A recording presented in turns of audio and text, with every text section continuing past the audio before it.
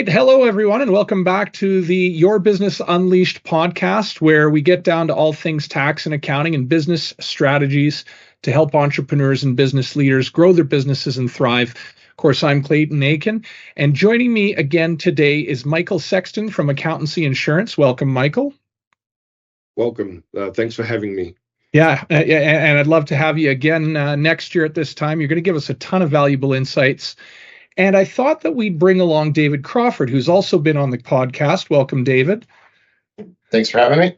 And David helps out with a lot of our audits and, of course, is a former CRA auditor, but he runs our national indirect tax practice here at Achen Henderson. So, just getting right into it, Michael, I thought I would give you a minute to speak to sort of what is AuditShield, how does it work, and how can it positively impact our clients? Sure. So AuditShield is a product that has been around for 20 years. It started in Australia and we're in New Zealand and Canada. We've been in Canada for 9 years. And it was basically created by accountants who were having an ever-increasing number of audits from the Australian Taxation Office. Canadian Taxation Office? Yeah. Which is the equivalent to your CRA. Okay. And the Australian Taxation Office. Oh, okay. It started in Australia. Yeah, Australia. Yes. So and effectively, I've often said this is the worst thing you can say to a client is you're being audited by the CRA, and the second worst thing is you're going to have to pay for my fees to defend you.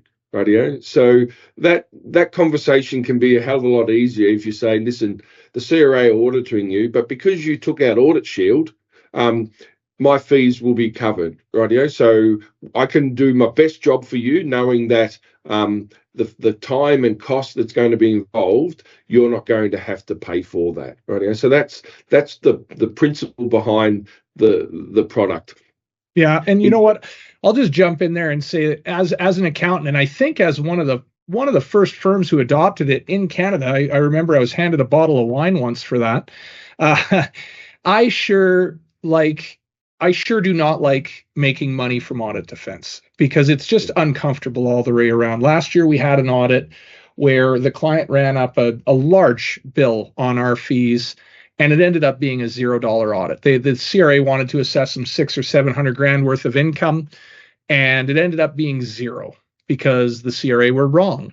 And unfortunately, though, the client had to come up with tens of thousands of dollars for us to defend them on that. And that one they didn't have AuditShield on. And that's not how I want to make money. So I like AuditShield because it gives me the ability to still make money while putting my best foot forward for my clients. So I appreciate that about you folks. Yeah, so I was a CPA for 25 years myself, so I actually used AuditShield for 7 years in the practice where I was working, and obviously now I've been here for 9 years, so I have both hats on. And the beauty of AuditShield is if, like that client you just said, if they don't want to pay for AuditShield, they don't have to. It's up to your clients to decide. It's like any form of insurance. They have to analyse their risk and determine what they think their risk is and whether they should be taking out AuditShield. I will show you some figures shortly that will help your clients maybe decide if they need to take it out based on the number of audits and the type of audits we're seeing.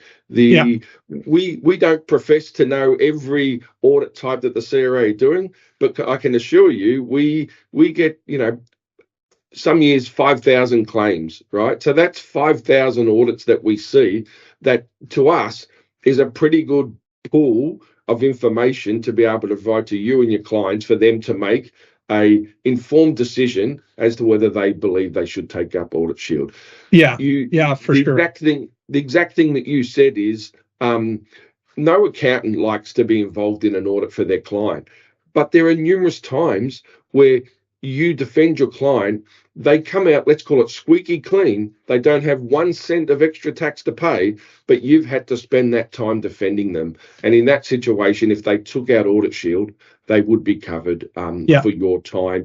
I will just share a screen for you just so you can I jump in on a couple points just quickly before we do that?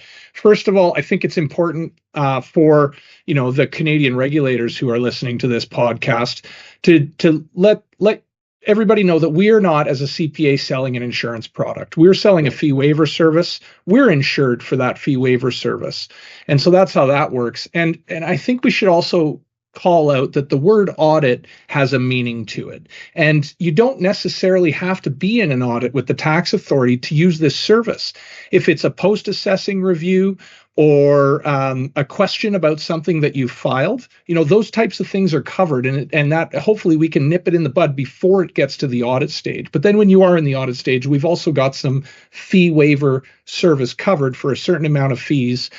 And a couple things that have been very, very helpful is that I can go and hire a tax lawyer in those fees and have their time covered as well, or a bookkeeper to recreate things or create things that maybe didn't exist before, as long as what we're doing is we haven't done any errors or omissions on the initial. We haven't been sort of crafty on the initial submission. We should be good, right?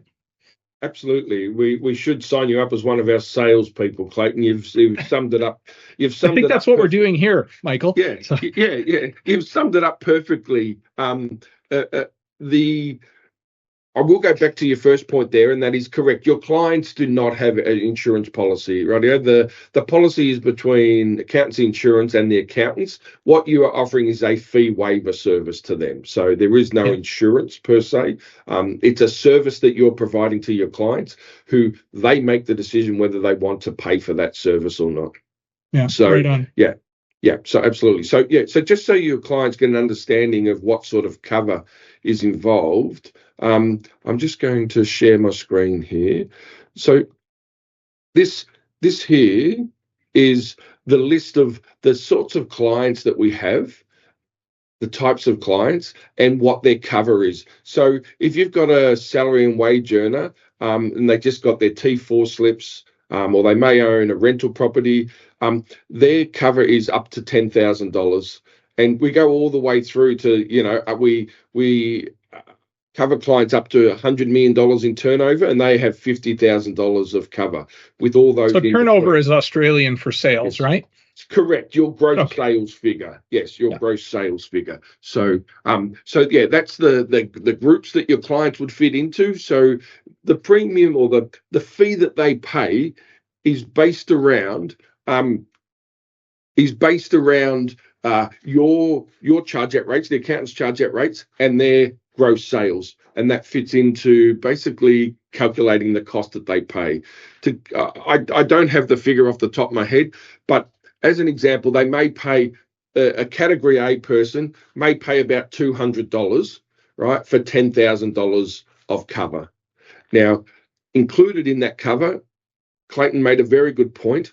Sometimes, even though Clayton and David are experts in their area, they can't cover every single thing. So they may need to engage a tax lawyer or a specialist in a particular area.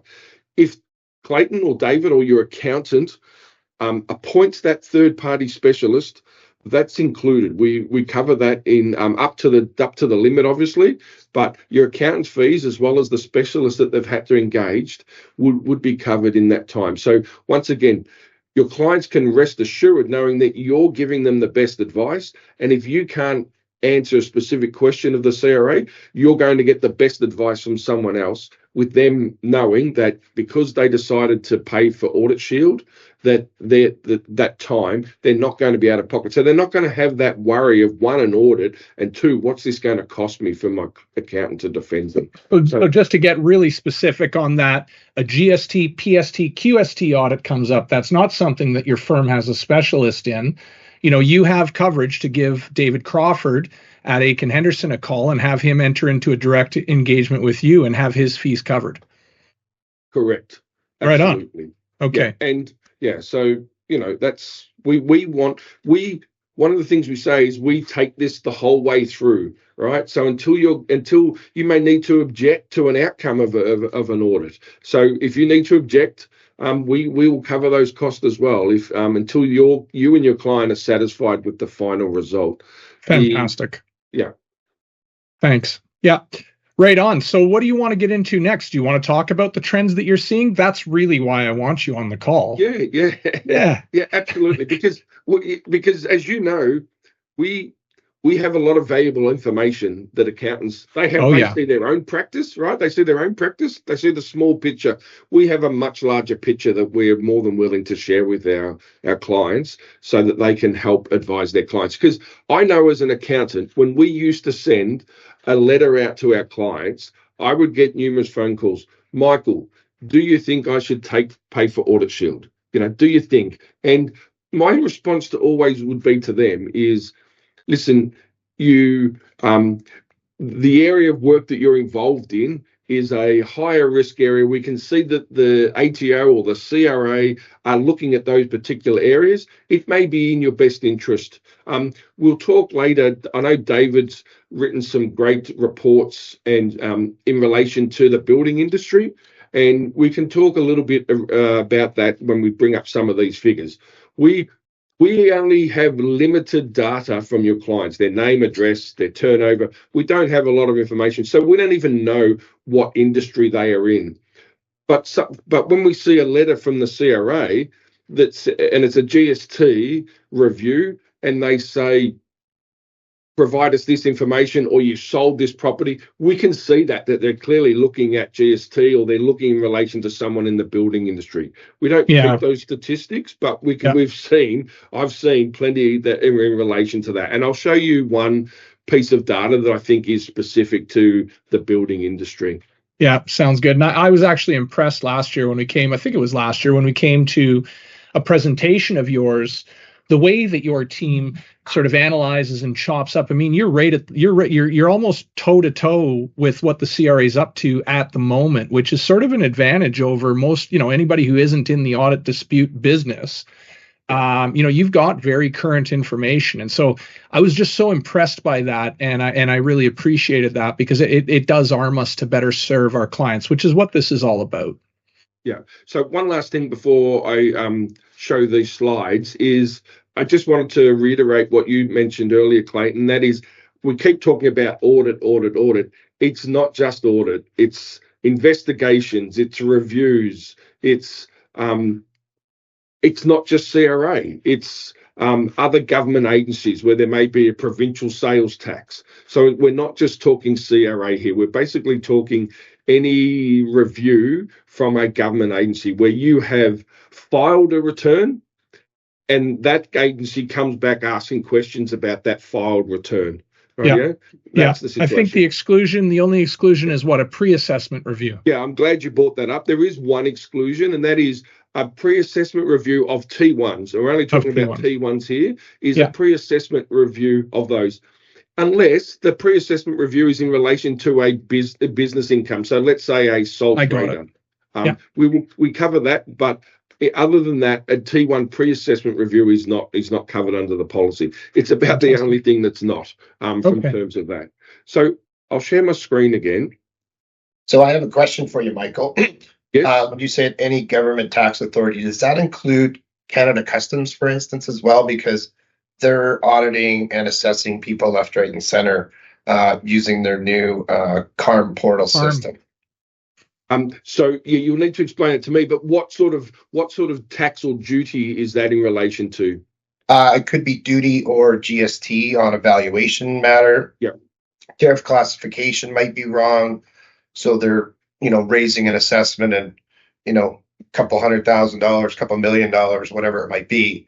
And it could be on resident importers from Canada, it could be non-resident importers from outside Canada. Yes, it would be covered under the policy. Okay. Thank you. So I have up here some figures, and we're going to look at the July 2023 to June 2024 figures and compare them to July 24 to June 25, just so you can see the changes in the what's happened in those 12 months.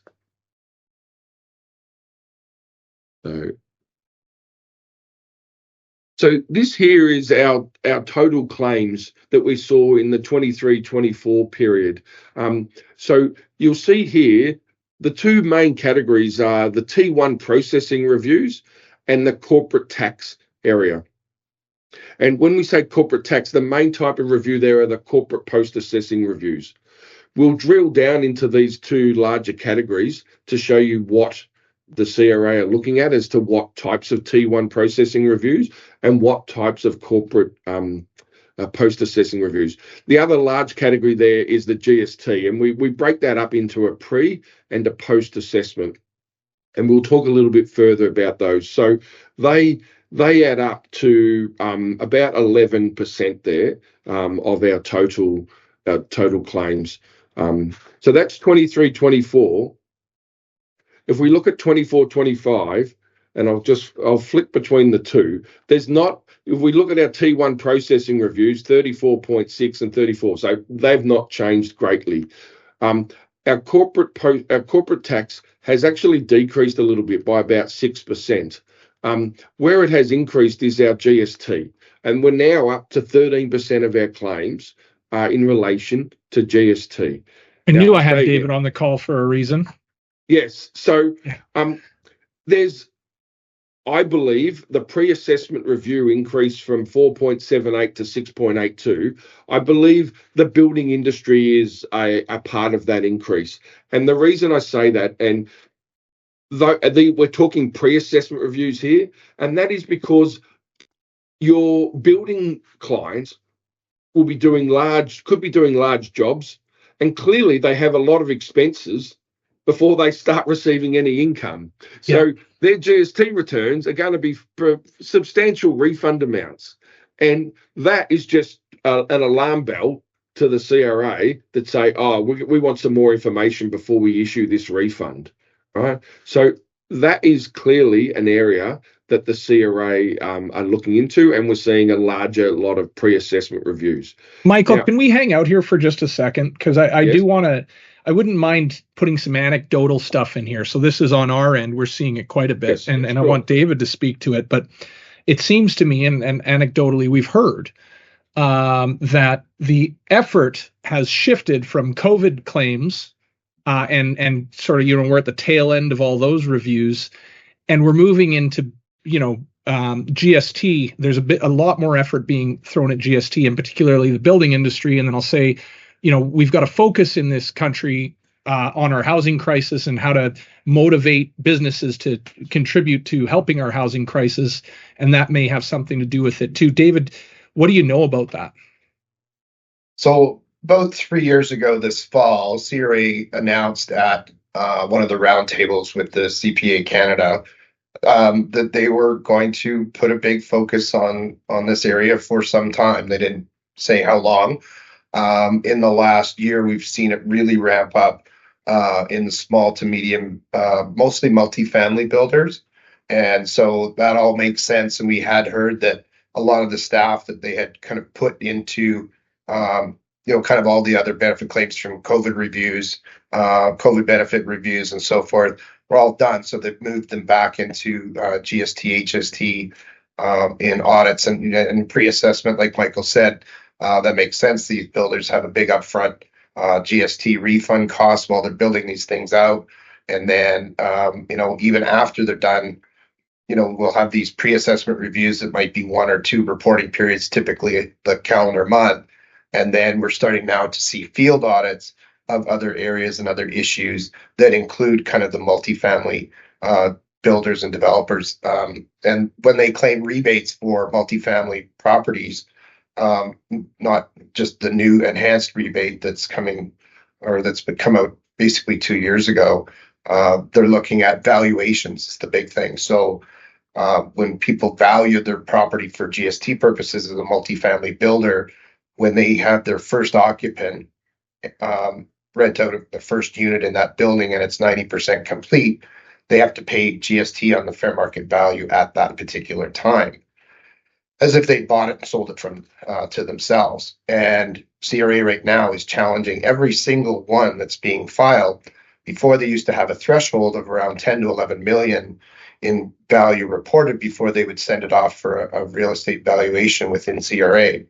Now they have no threshold, and every single one that goes through, no matter how low that value might be, they still get a reassessment of the value. And we just had one of those come through for a a small mom and pop builder that just built basically 4 properties, 3 of which they rented out and one they used for themselves. And sure enough, the CRA came back and with a higher value on that. So I think we got about, these aren't necessarily our clients that were part of our guru or tax business. They're just clients that have come to me through word of mouth referral. And we've got about 10 different audits on the go right now. And that includes some PST audits as well, voluntary disclosures, all kinds of stuff, but it's almost all construction related. Thank you, David. And I wanted to just point out before Michael slips back to his slides that the number he's showing are not construction specific. So, that sort of meat in there is it's just, we're seeing it. We're in it right now. So thanks, Michael. Yeah. So one piece of advice to you and your clients, and, this is probably costing us money, but, if you've got a large GST refund coming your way, it'd be you'll probably be saying to your clients, you may want to consider taking up AuditShield, because based on our knowledge, there's a fair chance that you will be audited by the CRA. Rightio? Yeah. So we prior knowledge is our biggest threat in the industry, because, we don't want someone getting a phone call from the CRA and then going, oh, I better take up that AuditShield that David was talking about, right? It's too late once you've had that phone call. But your expertise in advising your clients is not prior knowledge. That's you using your knowledge to say to your clients, you may want to consider taking this up, right? So that's the difference between them getting. So my point there is, take out AuditShield before you get that phone call from the CRA, because once you've got the phone call, it's too late. You've already run into the back of the car, right? And you can't ring up and get the car insurance, right? It's too late. So that's my advice in relation to that. That's really good advice. All right. You want to go back to your deck? Yeah. So we'll go back over to here.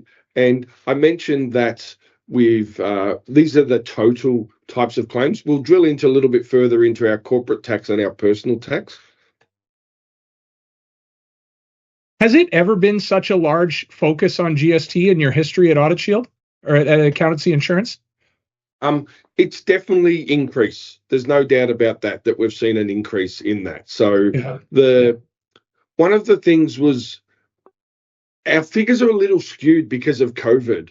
Right, sure. Because things definitely changed during that period as to where the CRA was, their focus, where they were pulling staff from here, there, and everywhere and putting them into COVID specific areas. So our figures are a little skewed because of that.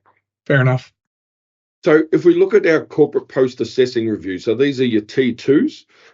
This is the previous financial year's 12 months. You can see vehicle expenses. More than half of those claims were for vehicle expenses. And I can see David nodding his head saying, yeah, I know. So, and we often do this. We'll speak to accountants. You guys are at the coalface. You see it. And this just reassures, confirms what you guys think. So vehicle expenses, foreign non-business income tax credits was the next highest.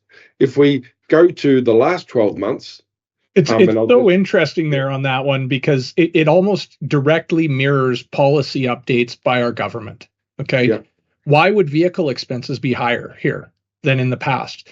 Well, we had all kinds of accelerated benefits for going out and buying cars and stuff and electric emissions stuff. And anyways, just interesting. Yeah. So if we look at that green one of 53, you'll see the large drop. We only had 13.7% of T2 claims were in relation to vehicle. What did our foreign non-business income tax credits were at 20%? They went up to 29%. Elbows up. Yeah, elbows up. Yeah. And the other thing that came through in this last year was professional fees and advertising and promotions. Radio. So they're the two things that have increased substantially. I'm just looking here. Advertising and promotion I've got less than 1%. It was that small that it's included in this other claim type, rightio? So interesting. It was that small in that year, but now it's 10%. Professional fees were about 6% of our claim types and 15%. rightio? So Wow. this information is up to 30 June. So it's relevant information for your clients that if they're in that area, then there's a fair chance that the CRA are going to send them a letter for those particular matters. So we'll now drill into the T1 processing reviews. So I will go back to the first slide. This one. So 34% of our claims are T1 processing reviews. And that 34% is split into this area. And I will tell you now, these three areas in 23-24 are the same largest areas in 24-25. And that is non-business foreign taxes, medical expenses, and charitable donation government gifts. Right? Those three areas are the three areas they're looking at in T1s. 14%, 27%, 19%. So my quick maths, 47, 50, over 60% of our T1 processing review claims are in relation to those three matters. If we look at the last financial year, it's pretty similar. If once again, I'll do my quick maths, 30, 42, once again, over 60% of our claim types are those three areas. Medical expenses has gone down a little bit, and charitable donations has gone down a little bit, but non-business foreign taxes has gone from 14% of those types of claims to nearly. Which you've also seen on the corporate side, a similar correct. sort of increase. Yes, correct. Absolutely, that's correct. So so that's it. Just analysing the figures that we get, and I reiterate, we don't see every claim. Not every client is an AuditShield client, but we see a lot. And I think the pool is large enough for these figures to be representative of what's out there in the market. Yeah. So, That's fantastic data. Thank you, Michael. No problem. So what do you want to talk about next? Yeah, so just a couple other points of interest. And I think this first one is very important, is just because you're audited this year doesn't mean you won't be audited next year. Some of your clients may have paid for AuditShield. And thought, I've been audited, I don't need to pay for it next year. They're not going to come knocking again. Well, I can tell you, I was just looking at an accountant and I had to do some analysis. And I just happened to see one client had been audited 4 years in a row for the exact same thing and had no adjustment in each of those 4 years. I've mentioned this to you before. I don't know what data the CRA use to do that, but to me, that's just a waste of resources to be auditing the same person 4 years in a row for the same thing and get no benefit out of it. They've had not one extra cent of tax. But for your clients to know that, because just because you've been audited this year doesn't mean you won't be audited next year. Yeah. Well, and conversely, just because you've had something that happened last year and we've submitted it and you got away with a year doesn't mean it isn't coming up next year. We've got two clients right now who I'm encouraging to renew because they've sold their businesses. Yes. Right. And should we keep this coverage going? And I say, until those returns are statute barred, it is in your best interest to keep subscribing. Yes, it is. So one thing we do say there, if someone was in a $10 million category, and paying the premium based on that, they may want to reduce the premium because they don't have that turnover anymore, right? But obviously, if they drop down too many categories, the sum insured, therefore, is going to drop as well. So they need to factor that in there. So in that situation. So the second point that's interesting. So I don't own the company anymore. Yeah. So my revenue is zero. Someone else owns the company, but I'm still responsible for that filing. Yes, you are. So is my revenue for this year a lower amount? So just so you know, when we look at those gross sales figures, we look at your previously filed return, right? Fine. So the year after you've sold that business, your sales may be zero, but we look at the previous year. Got it. Rightio. Yeah. In 2 years' time, we will look, and the previous year your sales are zero, but we actually allow your client to stay in that category that they were in because of that exact reason that you're saying. They may be audited in relation to those. So the second point here is what I mentioned. We're seeing the CRA audit the same matter, even though it was audited the year before. And there, I'm not just talking T1s. I'm talking the corporate post-assessing reviews. Right? They're coming back and auditing the same thing for a client 2 years in a row. They're also auditing more than 1 year at a time for corporate post-assessing reviews. So we've noticed that they'll look at 2022 and 2023 in the one review. So that's we're something seeing that as well. Noticed. Yeah, we're in the middle of 2-3 year reviews right now. Yeah. We've seen an increase of nearly 10% in the number of claims in the last 6 months. Now, David's nodding his head again. You guys at the coalface, I'll keep saying that. You're clearly seeing the same thing. We've seen an increase of nearly 10%. Now, that's a large number, right, in the last 6 months. Yeah. Yeah, I'd say from a GST perspective, just on these builders, I'd say we're probably in the eye of the storm. Maybe coming out the other side is that these should taper off with this new enhanced rebate for multifamily builders, where it's in theory, if you qualify, which most should, subject to when they started construction in and around the announcement date of the change, they're going to get 100% of the GST back or HST back. So we should see these taper off probably in about a year from now. Yeah, I've been seeing them on CCA claims, classifications, as you'd mentioned. I've been seeing them on provincial allocations, which I don't think I've ever seen before. And I've never seen, I think I've got one in for meals and entertainment, which I thought they stopped auditing that a long time ago when they made it 50%, but it's there. So, yeah. And my last point on this one is just, and this is more for you guys than your clients, but claims are paid on average in 2 days of your invoice being uploaded. So your clients can rest assured that that we are paying you for your time on a very timely basis. So just that way your clients know that. And I do say this, if ever one of your clients have an audit and they've got AuditShield, for your client's perspective, I advise the accountants to still send you the invoice. And the reason for that is so you know the benefit that you're receiving from taking out AuditShield. So if you do get an invoice from your accountant, it should say on there, you don't need to pay this. It's being paid by AuditShield, but your accountant will send you that invoice just so you can see the value you've received out of the product. Yeah. The last slide is just, so what agencies are covered? So I mentioned before, it's not just the CRA. There's lots of provincial agencies, the Ministry of Finance, the Alberta Treasury Board, the WCB, WCB Alberta, WorkSafe BC. For those WorkSafe ones, we're not talking about any injury claims or anything like that. We're talking about the premium that you pay for those products is based on your salary and wages that you pay. And so sometimes those bodies will audit what you've reported to them as the wages you've paid to calculate that premium. So those sorts of audits are covered. So when we talk about those, we're not talking about any work cover claims, any injuries. We're talking about how they calculated the premium you paid. Got it. Clayton mentioned some of the benefits of the policy, and that is that we include third-party cost. So if you need to engage, Clayton engages a lawyer for you or a bookkeeper to do things, they will be covered. The other is there's no deductible. So basically no claim is too small. So rest assured, if you've taken out AuditShield, you're not going to then have a deductible that you have to pay. Right?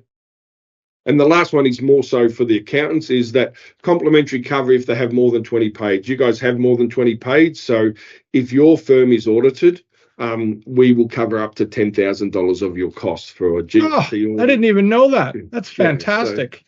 So that's the situation there. So that's a benefit that we pay to accountants to say, we're supporting you. If you ever get audited, then we would cover those costs up to $10,000. Fantastic. So that's basically it from my point of view. I hope that's been beneficial and your clients get something out of that. I believe it's a great product. You mentioned before, Clayton, that you got a bottle of wine. That was me that handed you that bottle of wine in December 2023. And that was because at that conference, you were our longest client that was at that conference. So coming up 9 years now, I think. So we appreciate your support, but we think it's a great product. You guys clearly do. And now it's up to your clients to decide if they think it's a product that they should consider. Yeah. Thanks. David, did you have anything you wanted to add? Just two things. I think, Michael, you can add to that list of entities there, customs audits, whether it's US customs or Canada customs audits, with all this tariff stuff going on. There's so many moving goalposts and whatnot, and a lot of assessments coming out that our customs people are seeing. Obviously, there's the other fun one there is Revenue Quebec that you missed. Those are the funnest ones to deal with. So, David, I just want to park you right there. I don't think U.S. tariffs would be covered. It's a Canadian-only product, right? So it'd have to be a Canadian taxing agency, right?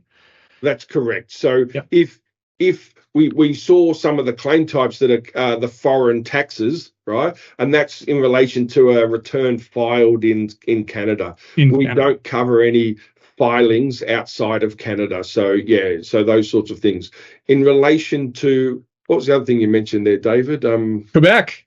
Revenue Quebec. Yes, Quebec. Yeah. Well, we love Quebec claims, don't we? When we have to translate it from French to English, clearly that's so. Yes, but absolutely, any of those provinces, it doesn't matter if you guys are in Alberta and you have a client in Quebec. Right, if they get audited for something, that's good. We are not licensed in Quebec. We don't sell the product in Quebec, but that's irrelevant. If you have clients who are in Quebec because you're in Alberta, that and they decide to take out AuditShield, that would be covered. So, yes, we find that a little difficult at times, translating the French letters to English and working through that.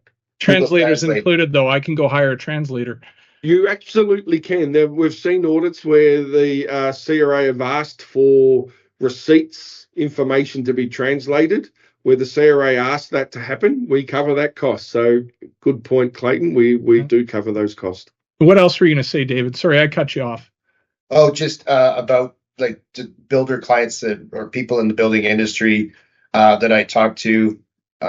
Basically, I sort of tell them that CRA said this in 2022 or fall of 2022. Now we're seeing it. So it's not a matter of you winning the audit lottery anymore. It's like not much of a game of chance anymore. It's that everybody seems to be getting hit, no matter how big or small. Yeah. So it's, kind of like I said, little mom and pop builders doing a one-off project. Joint ventures, partnerships. Large groups and joint ventures. Limited partnerships and projects up to 250, 300 doors for multifamily, right? So, and everything in between, it seems to be getting a visit. And the field audits that we have going on now, which would be similar to your post-assessment reviews, they're selecting 3 years at a time. Yeah. And they're full-scale audits, and those are like the $10,000 in fees will not cover those. It's just so you need a bigger level. Yeah, that's right. But 10,000 sure helps, doesn't it? It goes a long ways, gets you about a third of the way there. So 20 to 30 is where those things tend to end up. And that's assuming there's no big contentious issues. So yeah. Anything else, gentlemen? That's all I had. Right on. Well, I'll close this off by saying, listen, AuditShield is a wonderful product. It's more relevant than ever. Audits are more frequent. They're taking longer. The target areas are what most business owners are not expecting. And if you're not covered, you're exposing yourself to unexpected costs. For firms like ours, it's about client care, right? This is about really making sure we're serving the public here by offering them a product to be able to defend themselves against what we're seeing largely are onerous sort of claims that end up going nowhere because, our clients have largely filed correctly. So you want to make sure that you have that peace of mind. Michael, thank you again. It's always a pleasure having you on. And David, thank you for joining us. And to our listeners, if you're a current client and you want to get enrolled in AuditShield, please reach out to our engagement coordinator team. If you own a firm and you're in the middle of an audit and you have AuditShield and it's a GST audit, David's always available to help you out. And we're going to link, if it's okay with you, Michael, a link to that slide deck that you sent, as we did last year, right on our podcast. Is that all right? Yeah, absolutely. So, and thanks again for having me and giving me the opportunity to explain to your clients a service that you provide, because that's basically what it is. So, yeah, right on. Well, thanks again. And we'll see everybody next time.